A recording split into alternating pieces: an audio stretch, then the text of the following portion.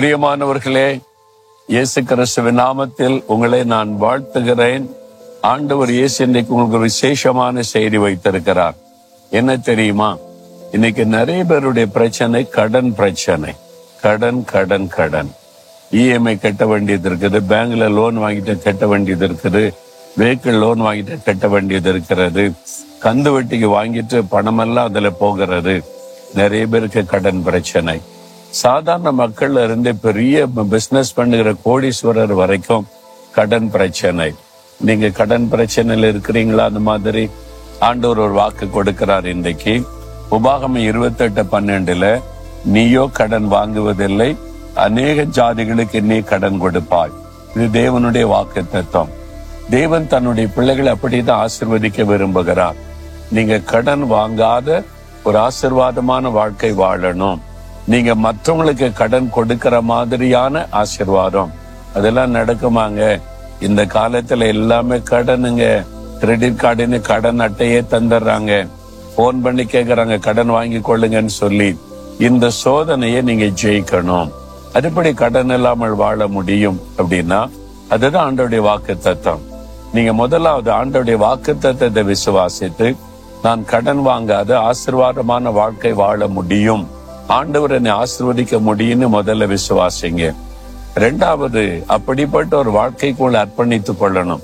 கடன் வாங்க மாட்டேன். கடன் வாங்க எப்படி வாழ்றது? உங்களுடைய தேவை வந்துட்டு, ஒரு நெருக்க வந்துட்டு என்ன செய்யறது? ஆண்டவர் உதவி செய்வார். எனக்கு ஒத்தாசை ஒரு பர்வதங்களுக்கு நேராய் கண்களை ஏறெடுப்பேன் அப்படின்னு ஆண்டவரை நோக்கி பார்க்கணும். அவர் உதவி செய்வார். நீங்க கடன் வாங்குறதுனால உங்களுடைய தேவை வரும்போது ஆண்டவரை நோக்காம கடன் கொடுக்கிற ஆளை தேடுறீங்க. உங்களுடைய இறுதி ஆண்டவர்கிட்ட விலைக்கு போகுதில்ல. இப்ப இயேசுடைய ஊழியத்துல தேவனுடைய வீடு கட்டப்பட்டது, தேவனுடைய கூடாரம் கட்டப்பட்டது, தேவனுடைய மாளிகை கட்டப்பட்டது, ஆர்க் ஆஃப் காட் தேவனுடைய பேழை கட்டப்பட்டது. நிறைய கட்டடங்களை கட்டி இருக்கிறோம்ல. நான் கட்ட ஆரம்பிச்ச உடனே பேங்க் மேனேஜர்ஸ் என்னை தேடி வந்தாங்க. எங்க ஆபீஸுக்கு 2 மேனேஜர்ஸ் வந்து, நீங்க கட்டடம் எல்லாம் கட்டுறீங்க, உங்களுக்கு எவ்வளவு கடன்னால நாங்க தருகிறோம், உங்க அக்கௌண்ட் எல்லாம் பெர்ஃபெக்டா இருக்குது, நாங்க தருகிறோம்னு சொன்னாங்க. என்ன சொன்ன தெரியுமா? நாங்க கடன் வாங்கி கட்ட மாட்டோம், முழங்கால நின்று கட்டுவோம். ஆண்டவரிடத்துல ஜெபித்து ஜெபித்து ஜெபித்து செய்ததுனால எந்த கடனும் இல்லாம எல்லா ஊழியத்தை நிறைவேற்ற கர்த்தர் கிருபை கொடுத்தார். கட்டடங்களை கர்த்தர் கட்டி கொடுத்தார். அப்ப கடன் வாங்க மாட்டேன். நம்முடைய விசுவாசம் யார் மேல இருக்கும்? கர்த்தர் மேல. அதுதான் ஆண்டவருக்கு பிரியம். நீங்க அவரை விசுவாசித்து அவரை நம்பி பற்றி கொண்டா உங்களுடைய தேவைகள் சந்திக்கப்படும். அப்ப நீங்க இந்த நாள்ல இனி கடன் வாங்க மாட்டேன், இருக்கிற கடனை கட்டி முடிச்சுன்னு எனக்கு உதவி செய்யும், இனி கடன் வாங்காம உண்மை சேர்ந்து வாழ்வேன்னு சொல்லுங்க.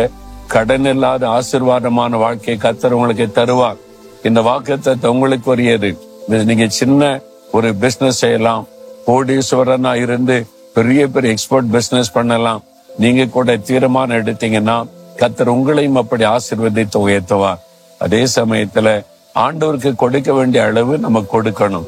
அவருடைய சுவிசேஷம் அறிவிக்கப்பட, அவருடைய ராஜ்யம் கட்டப்பட வருமானத்துல கொடுத்தல் இருந்தாதான் தேவன் உங்களை ஆசீர்வதிக்க முடியும். ஒரு தீர்மானமான வேத வசனத்தின்படி வாழ அர்ப்பணிக்கிறீங்களா? அப்படின்னா இப்போ இது ஒரு கடன் இருக்குது, கடன் பிரச்சனை விடுதலை வேணும்னா இதயத்துல கை வைங்க. இன்றைக்கு ஒரு அற்புதத்தை காண்பீங்க. ஆண்டவரே, இந்த மகனுக்காய் மகளுக்காக ஜெபிக்கிறேன். கடன் பிரச்சனையில சிக்கி நிம்மதி இல்லாம இருக்கிறாங்க.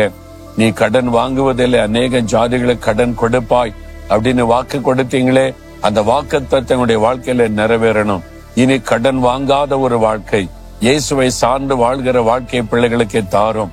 இயேசுவின் நாமத்தில் கடன் பிரச்சனை அடிமைத்தனத்தின் விடுதலை உண்டாகட்டும். எல்லா கடனை திருப்பி செலுத்த ஒரு அற்புதமான வாசலை திறந்தருளும். இனி கடன் வாங்காத ஒரு வாழ்க்கையை அருளி ஆசீர்வதியும். இயேசுவின் நாமத்தில் ஆமேன், ஆமேன்.